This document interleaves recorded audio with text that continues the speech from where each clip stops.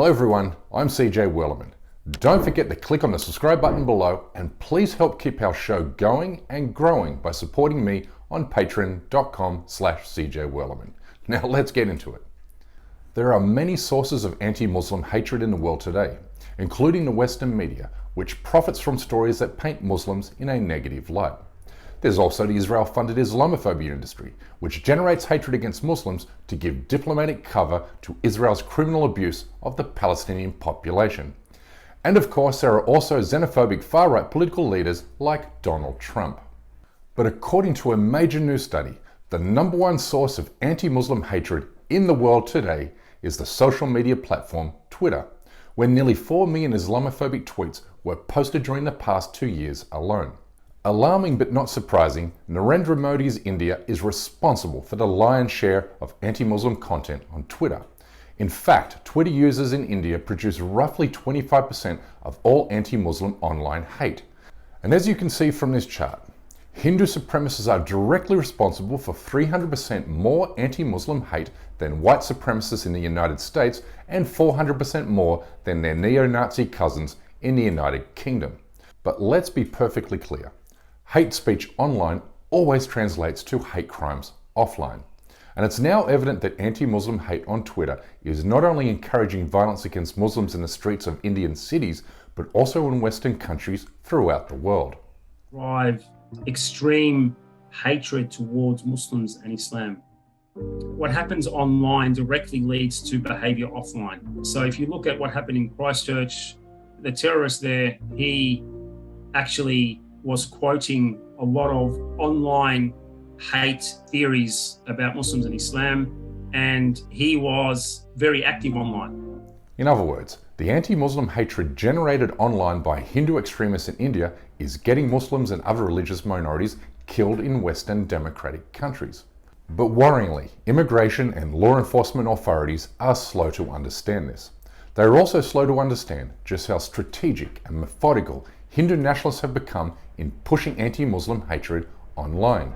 With a recent study finding that Hindu nationalist hate groups amplify hate speech content generated by Western politicians and far-right groups to bombard Twitter with anti-Muslim hate during major newsworthy events, particularly those related to Islam, protests in the Muslim world, and terrorist attacks, as illustrated in this chart.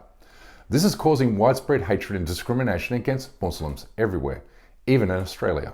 When I see it in the media, when I see what my friends go through, when I read comments on social media, there are days where it's mentally exhausting. Your phone's in your pocket, most of the day. It's in your hand most of the day. You're scrolling through Facebook, Instagram, Twitter, and the racists, they run wild on these social media platforms. Online anti-Muslim hate is now fueling a vicious cycle, and it works like this. Online hate speech incites violence against Muslims, which in turn provokes more online hate. It is evident in the way anti-Muslim hate crimes surged upwards by nearly 600% in the days after a right-wing extremist murdered 52 Muslim worshippers in New Zealand 3 years ago. The gunman was radicalized by the racist Great Replacement conspiracy, which falsely argues white citizens in Western countries are being replaced by non-white immigrants, particularly Muslims, to serve the interests of shadowy global elites. But this is not just a US phenomenon, quite the contrary.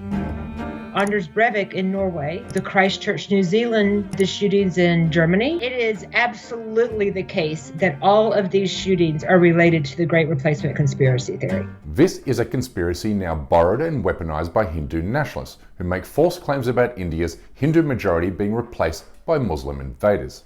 In meshing various aspects of the Great Replacement conspiracy with the Hindutva ideology, Hindu nationalists are not only generating violence against Muslims in India, but also against Muslims in Western democratic countries. Like this recent attack against American human rights activists in California last month. Don't touch me! Don't touch me! Get away from me! Get away from me! Get away! Get away from me! Hindu nationalists have now united with far-right groups in the West to spread their hatred against Muslims online, and using the same hate speech techniques Hitler's Nazi party used against the Jews. Specifically, a technique called the accusation in the mirror, or accusing your target of committing the exact same crime you're currently undertaking. The Nazis used this hate speech technique to falsely accuse the Jews of promoting and encouraging hatred of the German people, in order to give them a pretext to target Jews with discriminatory policies and then ultimately mass extermination.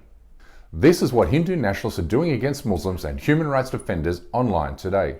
They're using the accusation in the mirror technique to smear and vilify their opponents with bogus accusations of Hindu phobia, while encouraging threats of physical and sexual violence against them.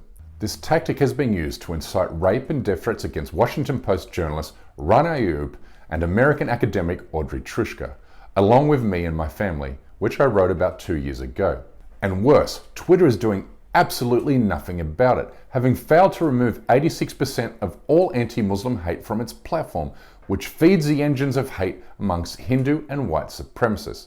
So at the same time the Indian government has blocked my Twitter account in India for reporting anti-Muslim hate crimes, it's doing nothing to remove anti-Muslim hate from its site. And it's not difficult to see why, given a former Twitter security chief has alleged the far-right Indian government forced a social media company to put a government agent on its payroll and give him access to sensitive user data. In other words, Twitter is now held hostage to demands of a regime that openly vows to commit genocide against Muslims and other religious minorities. This should be the only thing we are talking about right now, because clearly Twitter and the fascist Indian government are working in cahoots to threaten the well-being of Muslims everywhere. Anyway, that's my time for today. A special thank you to the Alliance Against Islamophobia for their diligent research on this topic. And please don't forget to subscribe to this channel, and we kindly ask you please support this endeavor by becoming a member of this show at patreon.com/CJWellerman. We can't produce, sustain and grow this show without your help, and we offer exclusive benefits to those who do. But for now, good night, good morning, wherever you are, and stay blessed.